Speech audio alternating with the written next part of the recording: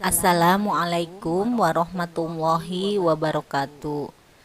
Untuk seluruh warga S3, tausiah duha kali ini akan berkisah tentang putri sulungnya Rasulullah, yaitu Zainab binti Muhammad. Ada yang patut kita teladani dari kisah Zainab ini, yaitu tentang keteguhan imannya. Semoga dengan kisah ini kita bisa mengambil pelajaran, karena ini adalah bukan dongeng semata. Sayyidah Zainab adalah putri pertama dari Nabi Muhammad SAW dan Bunda Khadijah. Beliau lahir 10 tahun sebelum Nabi Muhammad diutus sebagai Rasulullah.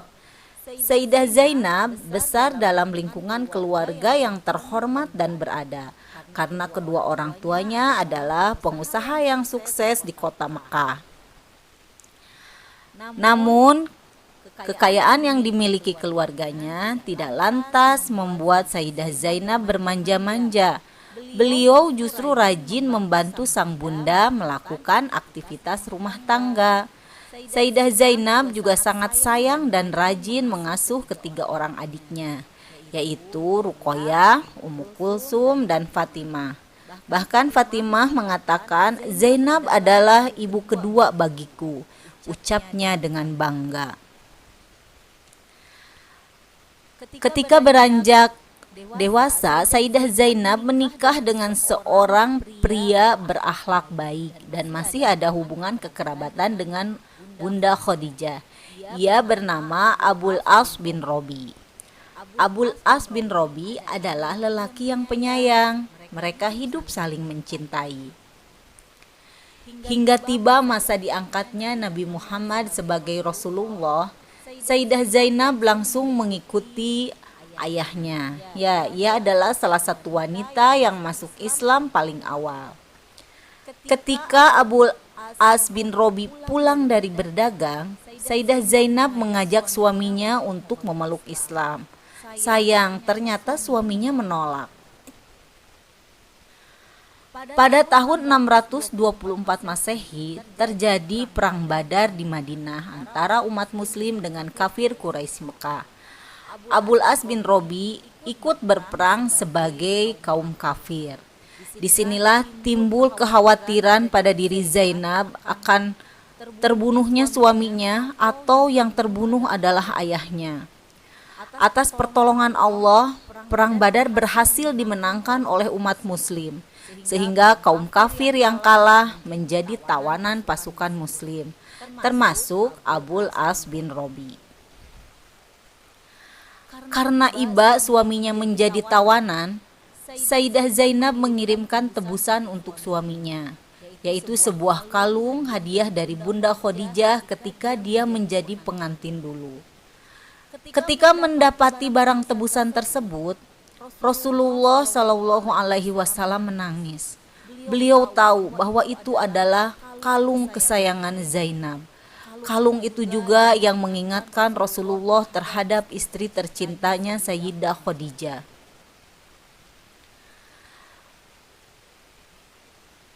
Rasulullah meminta izin kepada para sahabatnya untuk membebaskan Abul As. Kaum muslimin yang mengetahui kesedihan hati Rasulullah sepakat untuk mengembalikan kalung milik Sayyidah Zainab dan membebaskan Abul As bin Robi. Namun Rasulullah memberikan sebuah syarat, "Kau harus mengembalikan Zainab kepadaku karena kalian tidak seiman." Dengan berat hati Abul As bin Robi menyetujui, sehingga bebaslah ia dan pulanglah ia ke kota Mekah. Betapa bahagianya Sayyidah Zainab ketika suaminya pulang. Namun sekaligus ia juga sedih karena harus berpisah dengan suami yang sangat ia cintai. Disinilah keteguhan iman Sayyidah Zainab diuji. Namun kedudukan Allah dan Rasul tetap paling tinggi di hatinya. Ia rela berpisah dengan orang yang ia cintai demi mentaati syariat agama. Karena pada waktu itu turun wahyu larangan antara suami istri yang tidak seakidah. Sayyidah Zainab akhirnya kembali ke rumah Rasulullah di Madinah. dengan dijemput oleh Zaid bin Haris dan salah satu utusan dari kaum Ansor. Ia akhirnya hidup terpisah dengan suaminya. 5 tahun kemudian, ketika sedang berdagang, pasukan Muslim berhasil mengamankan harta dagangan milik orang kafir. Salah satunya barang dagangan milik Abul As bin Robi. Namun ia sendiri berhasil melarikan diri. Ketika malam hari ia pergi diam-diam menemui Sayyidah Zainab untuk meminta perlindungan. Akhirnya pasukan Muslim mengembalikan barang dagangan milik Abul As bin Robi. Mereka mengajaknya untuk masuk Islam, tapi ia menolak. Betapa sedihnya Sayyidah Zainab menerima penolakan kembali dari mantan suaminya tersebut. Setelah kembali pulang, Abul As bin Robi pun mengembalikan barang dagangan titipan para pembeli. Ia bertanya, apakah masih ada harta kalian yang belum aku kembalikan? Jadi Abul As ini mendagangkan barang-barang dagangan milik pembesar-pembesar Quraisy. Ketika hartanya itu dalam penguasaan orang Muslim dan dikembalikan, maka ia pun mengembalikan lagi barang dagangannya kepada pembesar-pembesar Quraisy. Setelah selesai mengembalikan barang-barang dagangan titipan, dia kembali lagi ke Madinah. Sebelumnya, para pembesar Quraisy kagum terhadap sikap amanah yang dimiliki oleh Abul As bin Robi.